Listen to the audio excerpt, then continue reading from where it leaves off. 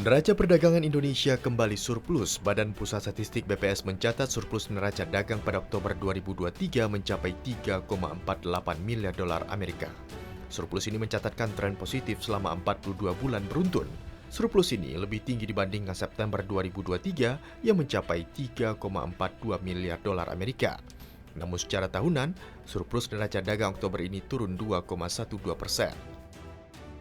Surplus ini ditopang oleh ekspor yang lebih tinggi, senilai 22,15 miliar dolar Amerika, sementara impor 18,67 miliar dolar Amerika.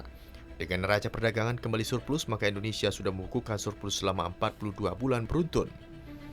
Surplus 42 bulan terakhir di era Presiden Joko Widodo kini menyamai pencapaian Presiden Susilo Bambang Yudhoyono yang pernah mencapai 42 bulan berturut-turut, yakni Oktober 2004 hingga Maret 2008.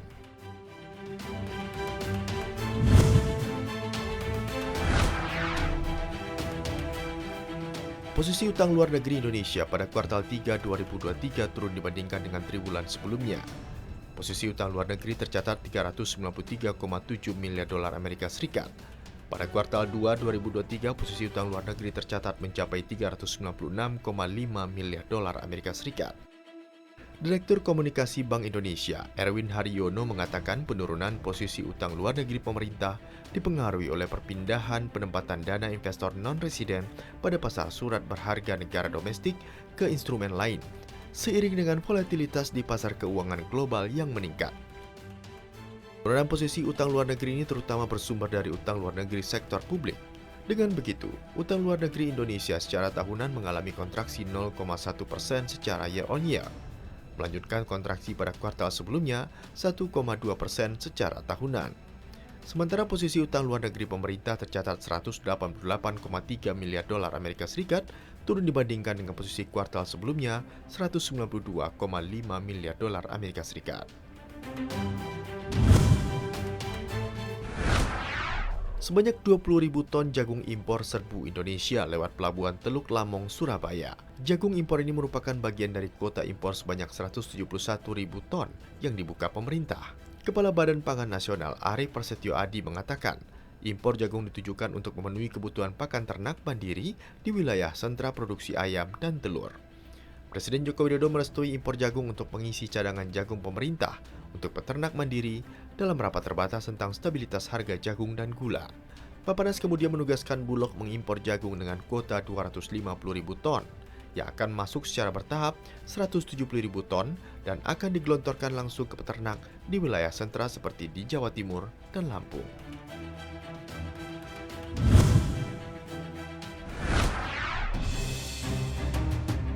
Inflasi Amerika Serikat kian melambat. Departemen Tenaga Kerja Amerika Serikat melaporkan indeks harga konsumen bulan Oktober naik 3,2% secara tahunan. Ini lebih rendah dibandingkan bulan September yang naik 3,7%. Inflasi Oktober ini sesuai dengan perkiraan pasar, yakni 3,2%. Sementara inflasi inti sedikit meleset, yakni 0,2% dari perkiraan 0,1%. Secara rinci, harga makanan naik 3,3%, biaya sewa rumah naik 6,7%, sementara harga mobil dan truk bekas serta BBM turun tajam 7,1% dan 5,3%. Para ekonom memperkirakan dengan inflasi yang kian melandai ini, kecil kemungkinan The Fed akan memperlakukan kenaikan suku bunga lagi.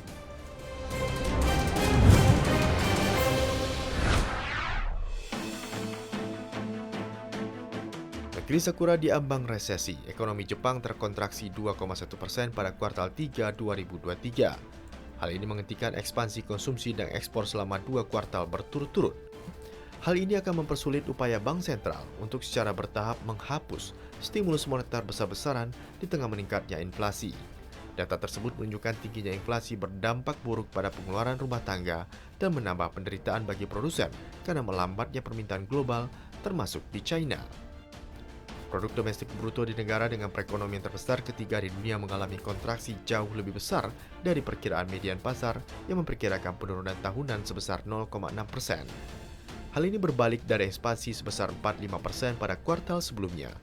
Angka yang lemah ini mencerminkan lesunya konsumsi dari belanja modal, sehingga memupus harapan para pengambil kebijakan akan pulihnya aktivitas domestik pasca pandemi untuk mengimbangi melemahnya permintaan eksternal dari China dan negara lain.